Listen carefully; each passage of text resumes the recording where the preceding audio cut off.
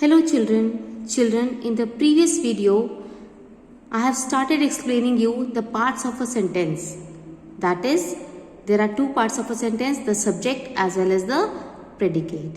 And I told you the rules for finding out the subject as well as the predicate in a sentence. And I have given you one more example. Now, let's start with another example. I have written over here, the dog was barking loudly. The dog was barking loudly. First of all, we have to find out the verb in the sentence. Here, which is the verb? Was. Like in class 2, while explaining verb also, I told you that verb tells us the action. Verb tells us the action, as well as there are some helping verbs. Which are those helping verbs? Like is, am, are, was, were, has, have, had, will, shall. So all these are helping verbs. So now in this sentence, was is a verb. And now before the verb, we have to ask the question to find out the subject. Who or what? Now we are going to ask the question, who was barking loudly? The answer is the dog. Who was barking loudly? The dog. So the answer to the question is the dog. So the dog will be the subject. Now, the rest of the sentence, including the verb, will be the predicate. Now here, verb is was, as well as the rest of the sentence, barking loudly, means this is the action which is done by the subject. I told you before also, what does the predicate include? Predicate includes the verb as well as what the subject is doing. Here the subject is the dog, and what is the dog doing? Barking loudly. So, the verb as well as the rest of the sentence means what the subject is doing. That is a part of predicate. So, the dog is the subject and was barking loudly is a predicate. Now, children, I will tell you about the rules for identifying a subject and predicate in the sentence once again. First of all, you have to identify the verb in a sentence. Means you have to find out the verb, which is the verb in the sentence. The second thing is, ask a question who or what before the verb. Like in the previous example, I told you the verb was. Here in the sentence, the verb was. Now before the verb, we have to ask the question who or what the sentence is about. Means who was barking loudly? The dog. Here the dog is the subject. So, after asking the question, whatever answer we get, like in the previous example, the answer was the dog. Whatever answer we get to that question, that will be the subject. That will be the subject. The answer of the question which we get will be the subject. Now, the remaining part of the sentence, the verb as well as the remaining part of the sentence will be the predicate. The verb and the remaining part of the sentence will be predicate. So this is how you can find out the subject and predicate in a sentence. Now one thing I want to tell you children, a sentence cannot be complete if any of the two parts of a sentence is missing in a sentence. Like suppose if the subject is there in the sentence and the predicate is missing, means it is not a complete sentence. We cannot call it a sentence. And if the subject is missing and the predicate is there, again we cannot call it a sentence. It is very much important that both the parts of a sentence should be present to make a complete sentence. Like both subject and predicate together become a sentence. Both subject and predicate together form a sentence. If you think that the subject is there and predicate is not there, can we call it a sentence? No. And if you think that the subject is not there and the predicate is there, can we call it a sentence? No. Again, no. A sentence has two parts, the subject as well as the predicate. Now, one more thing I want to tell you children, like when I started explaining you the subject, I told you that I will tell you later about that. There are some sentences where the subject is not written in the sentence, but it is understood. For example, go to school. Like your mother is talking to you and she is telling you, go to school. Whom is she telling? She is telling you. So who is the subject here? You. So here you is not written, but it is understood. Here you is not written. The sentence is go to school. The sentence is go to school. But the subject is not written, but it is understood. The subject is understood. So, in some sentences, the subject is not written, but it is understood. Means, I want to tell you one thing, that in all the sentences, it is not essential that the subject is written. Sometimes the subject is not written, but it is understood. Like here it is written, go to school. You go to school. Your mother is telling you to go to school. So you here is understood. I hope you all have understood this point. Now one more point I want to explain you, children. It is not essential that the subject always comes in the beginning of the sentence. It is not essential that the subject always comes in the beginning of the sentence. The subject can be in the beginning, in the middle, as well as at the end of the sentence. A subject can come in the beginning, in the middle, as well as at the end of the sentence. Like suppose I will give you an example here.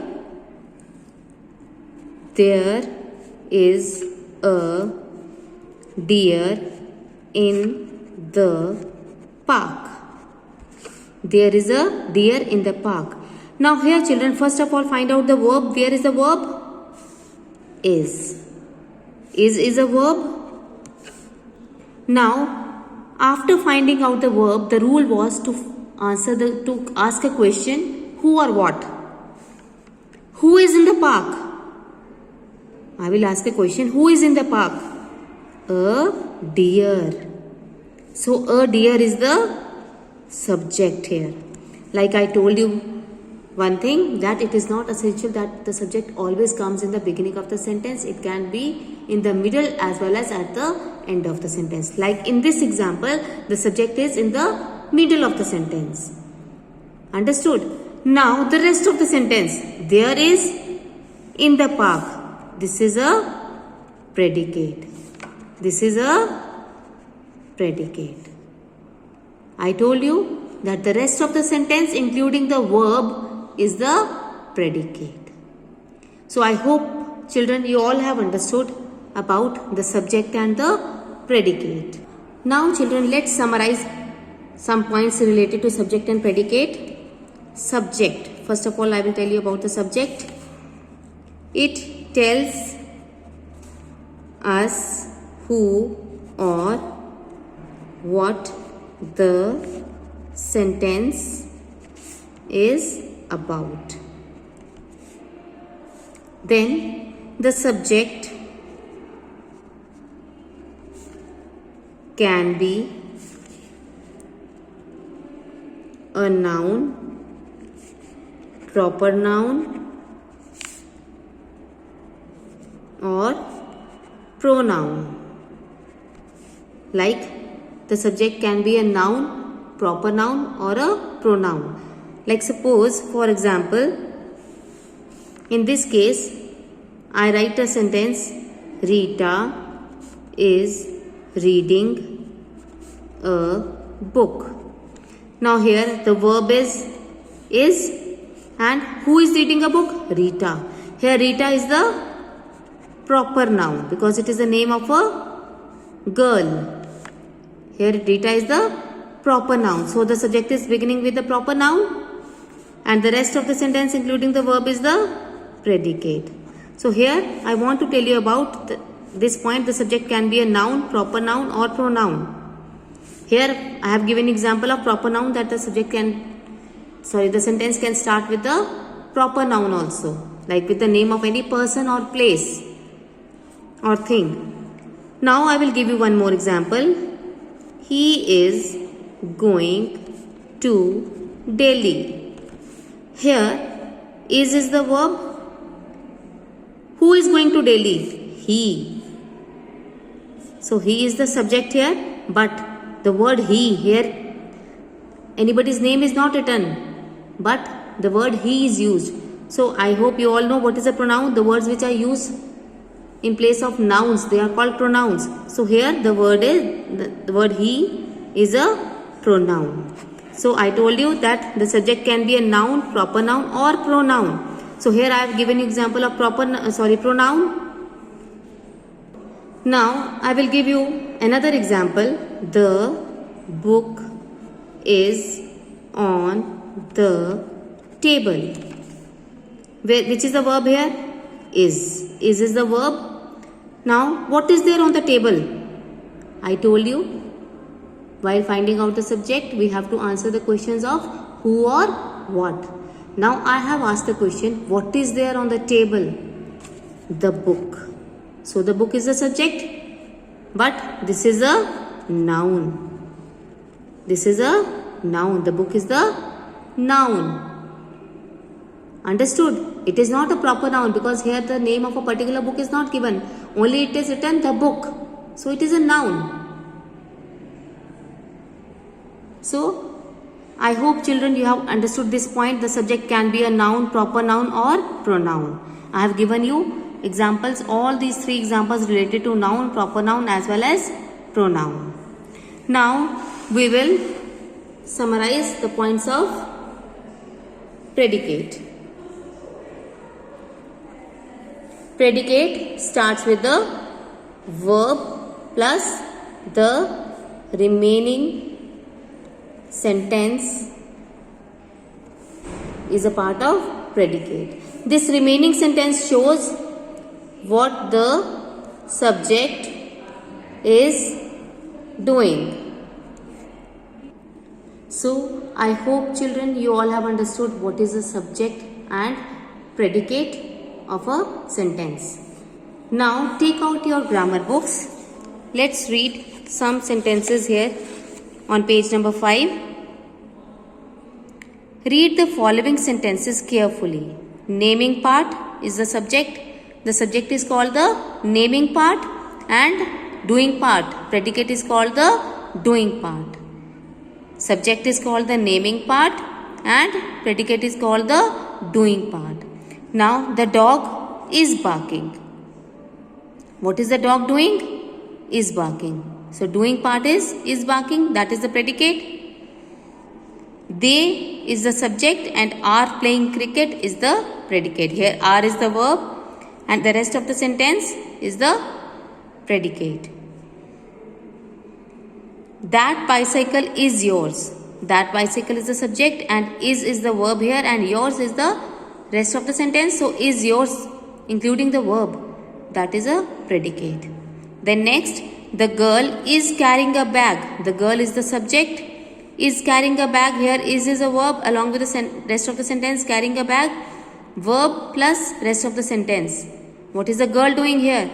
Carrying a bag. As I told you that the predicate tells us what the subject is doing and it always begins with the verb. Here it is a verb is and what the subject is doing? Carrying a bag. So is carrying a bag is a predicate. I hope till now children you have understood what is the subject and predicate, these two parts of a sentence. In the next video we will start with the book exercises of this lesson. Thank you.